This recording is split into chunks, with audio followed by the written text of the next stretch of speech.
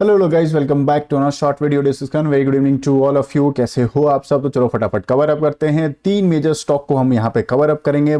हम बात करेंगे हिंदुस्तान एरोनॉटिक्स के बारे में, पेटीएम के बारे में बात करेंगे, आज इसका Q2 का रिजल्ट है। देन हम बात करेंगे वरुण बेवरेज VBL के बारे में हम बातचीत करने वाले हैं। निफ्टी क्रैश क्यों हो रहा है, क्यों इतनी मेजर प्रॉफिट बुकिंग आ रही है, इसके पीछे का रीजन है। अलर्ट साइन जरूर बन चुका है, इसके पीछे का भी मैंने वजह बताया है। अगर निफ्टी का क्रैश होने का अगर आपको नहीं पता है, बिल्कुल कंसीडर करना। PSU स्टॉक बहुत ज्यादा आपके पोर्टफोलियो में है, तो प्लीज इस वीडियो को जरूर देख लेना, ताकि आप आने वाले टाइम में अपने पोर्टफोलियो को स्ट्रॉन्ग कर पाओ, एवरेज कर पाओ, या फिर अगर कोई बहुत अच्छा स्टॉक आपके पास है तो पार्शियली प्रॉफिट बुकिंग कर पाओ। ठीक है, तो फर्स्ट टाइम आए हो चैनल पे तो लाइक एंड सब्सक्राइब जरूर कर देना। सब्सक्राइब कर रहे हो तो बेल आइकन को ऑल जरूर क्लिक कर देना। निफ्टी अगर देखोगे लगभग 1.25% के आसपास डाउनफॉल है, 25,000 के लेवल के नीचे आज क्लोजिंग दे दिया है। इट्स अलर्ट साइन जो कि मैंने बता दिया है। चलो फटाफट पहले हम बात करते हैं VBL। यस, इतना गिरते हुए मार्केट में VBL एकदम ग्रीन दिखा, इसके पीछे का रीजन क्या है? डेफिनेटली इसके पीछे का रीजन हो सकता है मैनेजमेंट का कॉल या फिर कॉर्पोरेट एक्शन। तो यस, तो कॉर्पोरेट एक्शन की बात करें तो यस, VBL का Q2 का रिजल्ट आ गया। हालांकि ये Q3 पब्लिश करते हैं, तो फटाफट हम इसको देख लेते हैं। उसके अलावा कैसा रहा रिजल्ट, मार्केट एक्सपेक्टेशन कैसा रहा? ग्रीन में ड्यूरिंग द मार्केट आया है और ग्रीन में क्लोज हुआ है कि यानी कि यस, सारे शेयर होल्डर्स ने सभी इसमें बाइंग किया है, थम्स अप दिया है इसको। ठीक है, चलो फटाफट इसको कवर अप कर लेते हैं। तो सबसे पहले हम बात कर लेते हैं टोटल इनकम की। कमाया कितना है? तो 39,000 का कितना हो गया? 49 राउंड लेवल पे हम बात कर रहे हैं। और 73 का कितना हो गया? 49। मतलब क्या? ईयरली शानदार जंप होते हुए दिख रहा है, जो कि बहुत अच्छी बात है। क्वार्टरली जो है शार्पली डाउन होते हुए दिख रहा है, जो कि नॉर्मलाइज बात है। क्यों?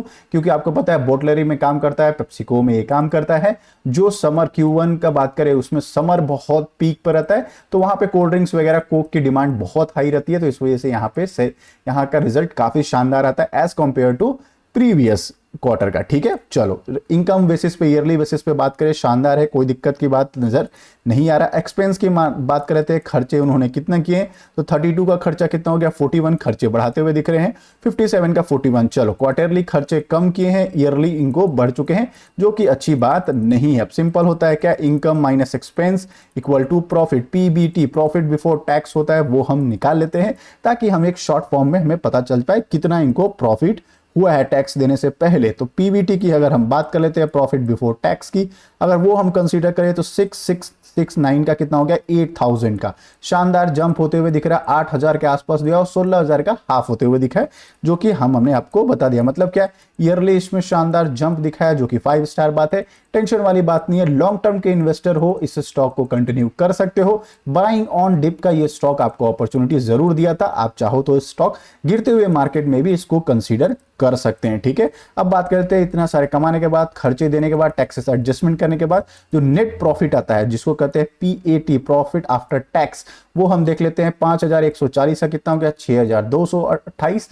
और यहां हो गया 12,000 का 6,118। ठीक है, ईयरली जंप है, क्वार्टरली डाउनफॉल होते हुए दिख रहा है। EPS का भी वही हाल होगा। EPS को अगर कंसीडर करें, 1.4 का 1.9 जंप होते हुए दिख रहा है, और क्वार्टरली बेसिस पे डाउनफॉल होते हुए दिख रहा है, जो कि कोई इशू की बात नहीं है। लॉन्ग टर्म के अगर प्लान करोगे, स्टॉक में कोई दिक्कत नहीं है। मैनेजमेंट का भी कॉल काफी ज्यादा स्ट्रांग है कि हम आने वाले टाइम में कैपेक्स का अनाउंसमेंट करेंगे, QIP ये करने वाले हैं, क्वालिफाइड इंस्टीट्यूशनल प्लेसमेंट के थ्रू ये पैसा फंड रेज करने वाले हैं, नए बिजनेस को एक्सपैंड करेंगे, नए एक्विजिशंस करेंगे, अपने जो भी कर्ज वगैरह है उसको भी क्लियर करें। मतलब क्या?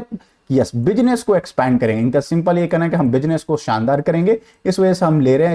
इसका जो टारगेट है प्रिडिक्ट करके बैठा हुआ, 840 रुपए का टारगेट इसका प्रिडिक्ट किया हुआ है, गिरते हुए मार्केट में भी। ठीक है, हालांकि रिजल्ट इसने अच्छा दिया है। ठीक है, लॉन्ग रन के अगर आपके पास है, पहले से स्टॉक है, तो जरूर कमेंट बॉक्स में बताना।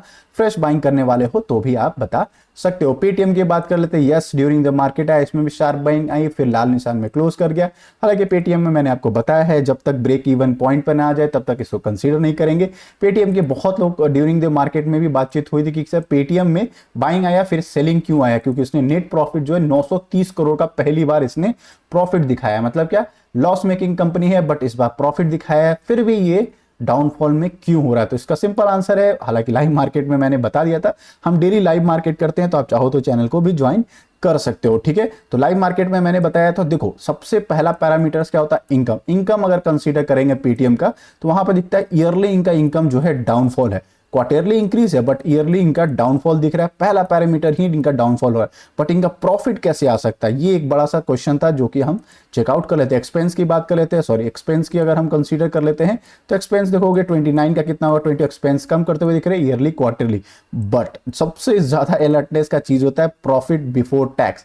टैक्स देने से पहले जो प्रॉफिट है वो ही चीज तो हमें सबसे ज्यादा देखना था। तो पीवीटी की अगर हम बात कर लेते हैं, जो प्रॉफिट बिफोर टैक्स की है वो दिख रहा है हमको कितना, 9389। ये प्रॉफिट पिछले साल कितना था, 2790 लॉस में था, क्वार्टरली भी लॉस था, बट इस बार प्रॉफिट आ गया।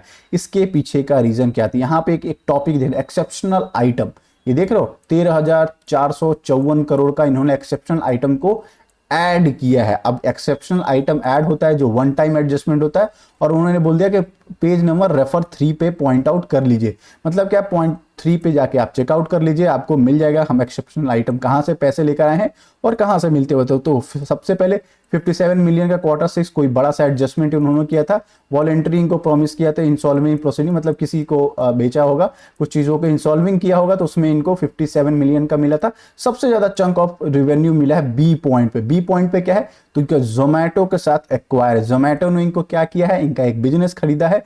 कौन सा बिजनेस का, टिकटिंग का बिजनेस किया, इवेंट मैनेजिंग का बिजनेस करता है, जो कि दोनों को फुल्ली ओन पेटीएम के अंडर आता था। आपको पता है पेटीएम के बाद जो टिकटिंग आती थी, कोई भी शो के टिकट्स आते थे, उनको जोमैटो ने एक्वायर कर लिया। ये एक्वायरिंग जो हुआ था उसका डील जो है वहां पे एडजस्टमेंट होते हुए मिला था, यानी कि वन टाइम एडजस्टमेंट होने के कारण इनका जो सेटलमेंट है प्रॉफिट में ये चीज आ गया था। इस वजह से इसमें देखोगे ये जो प्रॉफिट जो दिख रहा है, यही वजह से इसमें बहुत बड़ी बाइंग नहीं आई है। क्यों? क्योंकि ये वन टाइम एडजस्टमेंट, इनका बिजनेस चला गया, पैसा तो मिल गया, नेक्स्ट टाइम तो बिल्कुल नहीं मिलेगा, इस वजह से इसमें नेगेटिव फॉल बनते हुए दिख रहा है। स्टॉक अगर आपके पास है, अलर्ट जोन में रहना, बहुत बड़ी क्वांटिटी में से स्टॉक में मत रहना। बहुत बार बोल चुका हूं, इसके बिजनेस में ही खतरा चल रहा है, तो थोड़ा सा संभल के चलना, ठीक है। चलो फटाफट बात कर लेते हैं नेक्स्ट टॉपिक की बात है, Hindustan aeronautics limited. Yes, HL की बात कर लेते हैं। आज फिर से 4.5% से ऊपर की बिकवाली हो चुकी है। हालांकि 5 दिन से देखोगे ग्रीन में चल रहा था, थोड़ा सा मोमेंटम बना था कि हाँ 5000 का लेवल तोड़ देगा, बट फिर से ये क्रैश होते हुए दिखा है। इसके पीछे का रीजन सिंपल है, Q2 का रिजल्ट का एक्सपेक्टेशन जो है डाउनफॉल है। फिर निफ्टी का जो है अच्छा खासा निफ्टी 50 भी पिटाई हो रहा है। उसके बाद करें मिड कैप में भी प्रॉफिट बुकिंग हो रहा है, एफआईएस जो है कंप्लीट बुकिंग करते हुए दिख रहे हैं। हालांकि एफआईएस की बात करें, एचएल अगर आपके पास है, एफआईएस ने इसमें कोई खास बिकवाली नहीं किया।